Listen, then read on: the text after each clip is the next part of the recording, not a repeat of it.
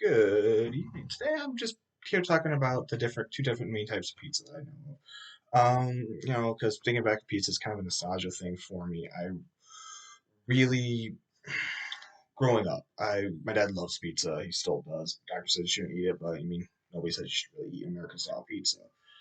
Um, and it was like almost when we had the money, it was almost like a weekly trip we'd actually take out. He would take me, my sisters, my stepmom, all in the car, drive us all the way out to Rockford and actually go to his favorite Vito's that's based in Rockford, which he claims has the best pizza around. That's his claim, not mine. Personally, I like pizza from anywhere. I mean, I guess I get it from him.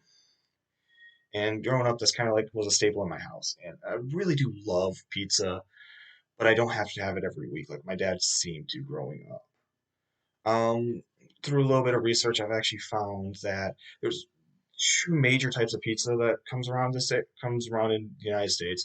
There's what is New York pizza, which I kind of call American pizza because it's just taken off here. It's from here. It may start in New York, but it's kind of like every area has its own variants. There's a California pizza, the deep dish in Chicago, all great around here. They're using the Detroit style pizza. I haven't tried yet. I should really get myself on that one. But the other one is called Napoleon pizza. It's from Naples in Italy. It actually has like requirements to be called true official Napoleon pizza. Um, it's not what we can get from like a Little Caesars or Pizza Hut, the pizzerias that are chain stores. It's usually from smaller shops. They actually have to go through a certification process, and they have to use certain ingredients, certain types of tomatoes, certain types of mozzarella, a whole bunch of things.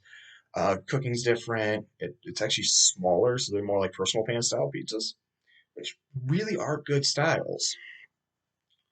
More about just Napoleon pizzas that they often usually have more sauce on them than cheese. Sauce is also made by a very particular recipe. I found that actually there's three variants of them. One's called Pizza Mariana. It usually has tomato, garlic, oregano, and extra virgin olive oil. One is called Pizza Margarita, and then there's one that's Pizza Margarita Extra. I found these actually on a article in my references. The article was in the Spruce Treats What is Napoleon Pizza, and they actually kind of give it a good listing of all the different types of like what they require to have on them. The Napoleon pizza actually has to be certified by the Association Venice Pizza Napoleon, and I probably just slaughtered the heck out of that, but I, that's just how it came out. They were actually founded not that long ago, in 1984.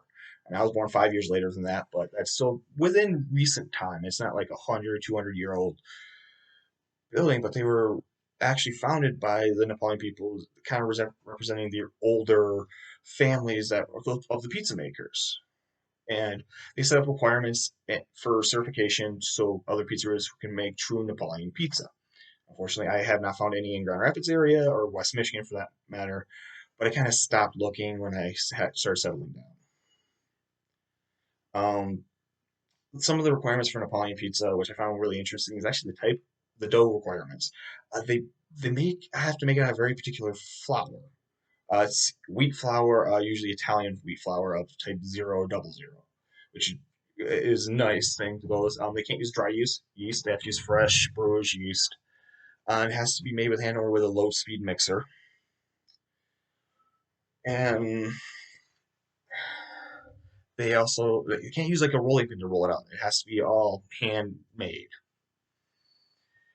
They can only use certain types of tomatoes and mozzarellas for it. They have to also go through the VPN, the Associana Venice Pizzeria Napoleon's VPN for short, for certification, and then they can be considered official, authentic, yada yada yada.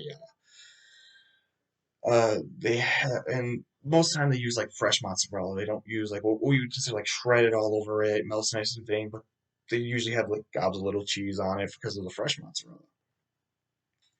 Um, Also, so the comparison towards the American pizza, like New York pizza, but I call it American pizza. Like we use like shredded cheese, various types of cheese, different types of sauces.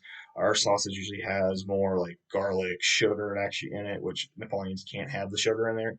It has a very strict recipe. Ours are also usually larger and meant to be shared with family and friends. It's kind of like more of a gathering together, where Napoleons are more sized for personal use.